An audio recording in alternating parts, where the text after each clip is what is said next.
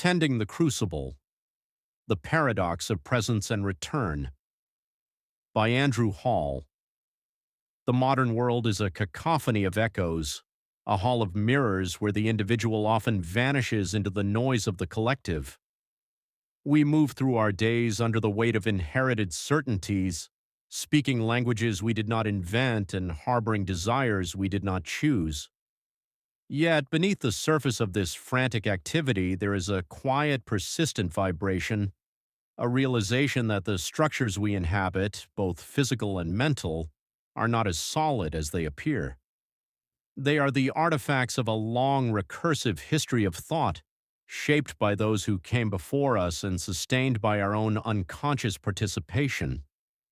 To look closely at the world is to see it begin to fray at the edges. The binaries of our existence, success and failure, light and darkness, creator and creation, reveal themselves not as static truths, but as moving parts in a vast, intricate machine. This friction between what we are told and what we intuitively sense creates a threshold. It is at this boundary that the seeker stops merely reacting to the world and begins to observe the forces that move it. We start to see that our thoughts are not just personal reflections, but part of a shared psychic field, an ancient and living architecture that guides the flow of human history. What follows is an exploration of that architecture. It is an attempt to trace the thread from the ancient myths of our ancestors to the high-tech aspirations of our future, seeking the common pulse that beats within both. It is a journey into the realization that we are not passive observers of a cosmic drama, but the very site where that drama unfolds. To understand this is to move from the role of the servant to the role of the steward, to recognize that while we may be bound by the cycles of the universe, we possess the unique and terrifying power to choose the spirit in which we participate in them. The quest for self-sovereignty begins with the realization that the mind is never a blank slate. Long before we develop the capacity for critical reason, we are immersed in a sea of symbols, narratives, and ancestral patterns that dictate the boundaries of the possible. These are not merely stories, they are the deep-seated templates of human experience that act as the scaffolding for our reality. To understand the self, one must first understand the forces that predate the self, the ancient recurring patterns that pulse beneath the surface of culture and conversation. Unless these structures are brought into the light of awareness, we remain the instruments of a script we did not write. Thus, the study of archetypes becomes a necessity of the highest order. It is the process of mapping the invisible terrain of the soul so that we might finally learn to walk it with intent. Archetypes emerge when thought becomes collective, when an idea is absorbed by the shared psychic field and takes on a life of its own. In mystical language, this is the birth of the egregore, a living construct sustained by belief, repetition, and emotional investment. Language itself becomes a vessel for this process. Words are not neutral, they shape cognition, filter perception, and encode power. When their meanings are inherited rather than examined, they guide the mind invisibly, forming the architecture of belief without our consent. As understanding deepens, the illusion of absolute certainty begins to dissolve. What we once called light and dark, good and evil, are revealed not as fixed cosmic forces but as relational constructs, definitions born from contrast and context. They gain authority only when we internalize them. The psyche becomes the battleground where these archetypes are either unconsciously obeyed or consciously integrated. Suggestion is one of the most powerful forces shaping human behavior. The mind moves along paths laid before it by language, symbolism, and inherited narratives. What we call will often begins as a thought planted long before we become aware of it. To reclaim agency, one must recognize that consciousness itself is conditioned. The inner world is not born free, it is cultivated. This is why discernment is not optional, it is a discipline. To think clearly is to actively participate in the shaping of one's inner world. We must observe, analyze, and test our beliefs against reason, experience, and the laws of nature. Truth cannot contradict reality. Illusions fracture under scrutiny. The task is not to reject meaning, but to refine it until it aligns with what is demonstrably real. We exist within an objective universe, bound by impermanence. Creation and destruction are not opposing forces, but expressions of the same eternal rhythm, the serpent consuming its own tail. Nothing truly begins, nothing truly ends. Forms arise, decay, and return to the field from which they came. To awaken is not to escape this cycle, but to see it clearly, and to choose, within its turning, how consciously we participate.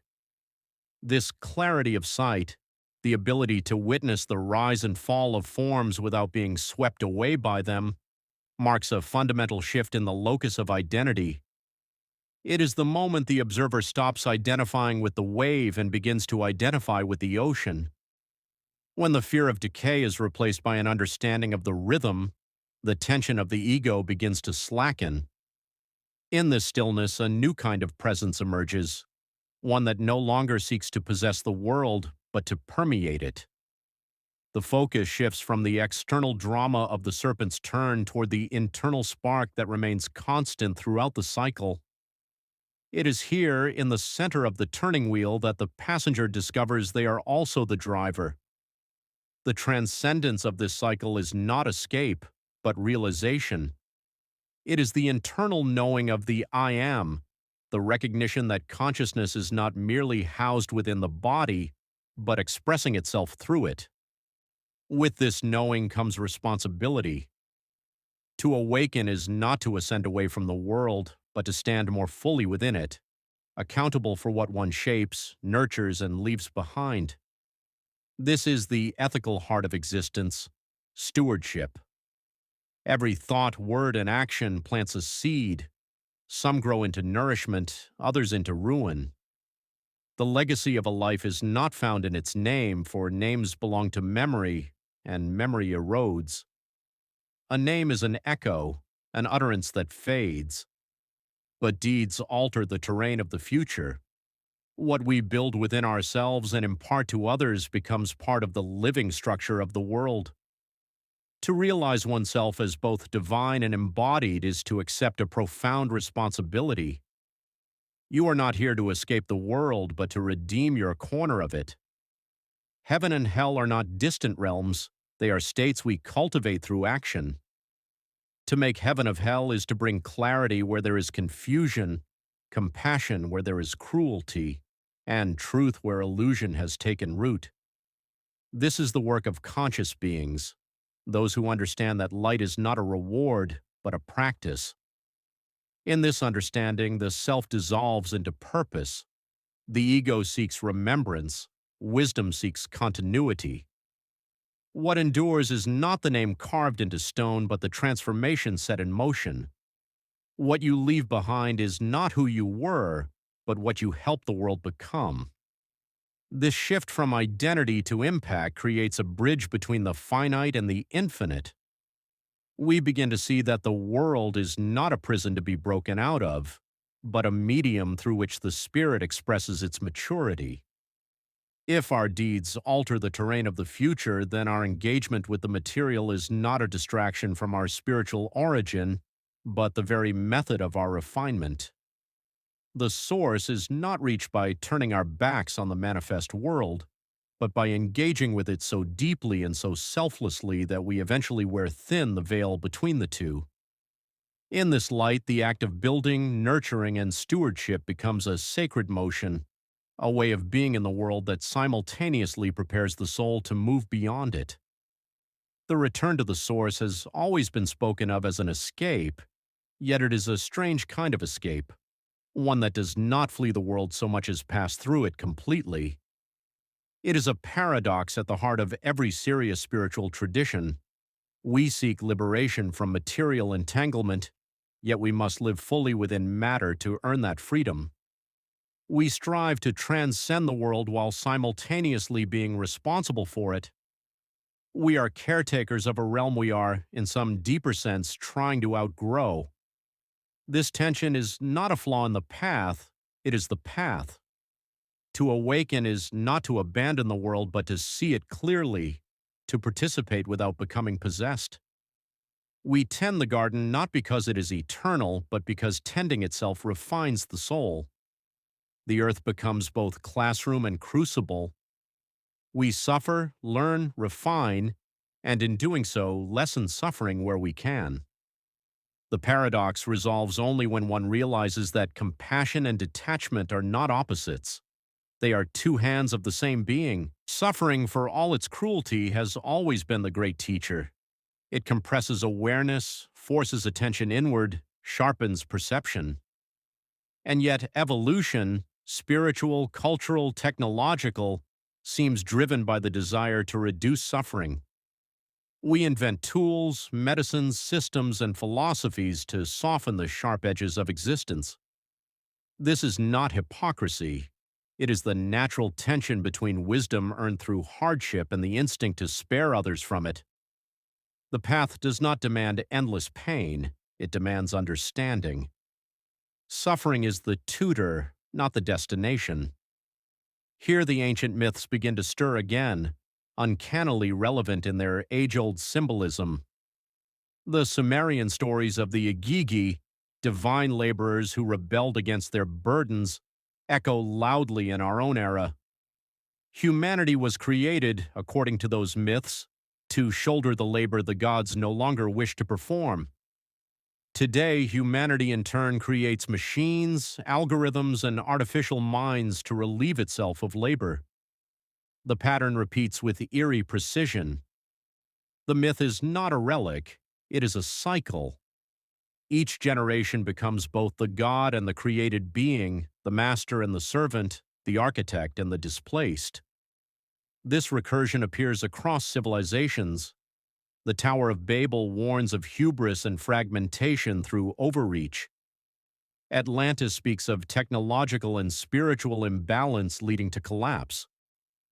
Flood myths appear everywhere, as if humanity collectively remembers a reckoning between progress and wisdom. These are not just stories of punishment, they are warnings about imbalance.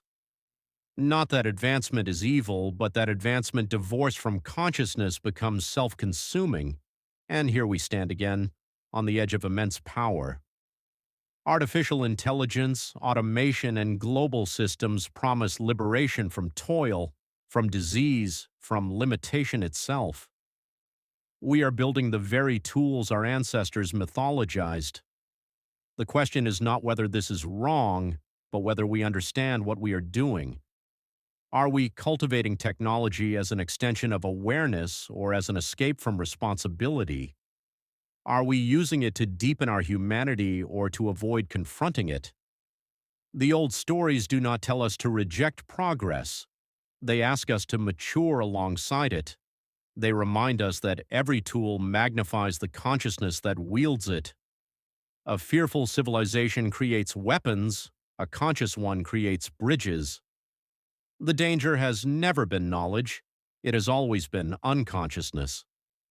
Perhaps the true return to the source is not a literal departure from the world, but a remembering of how to inhabit it rightly, to live lightly even amid complexity, to build without forgetting why we build, to ease suffering without erasing meaning, to walk the path with eyes open, knowing that the journey itself, its contradictions, its labor, its beauty, is the initiation.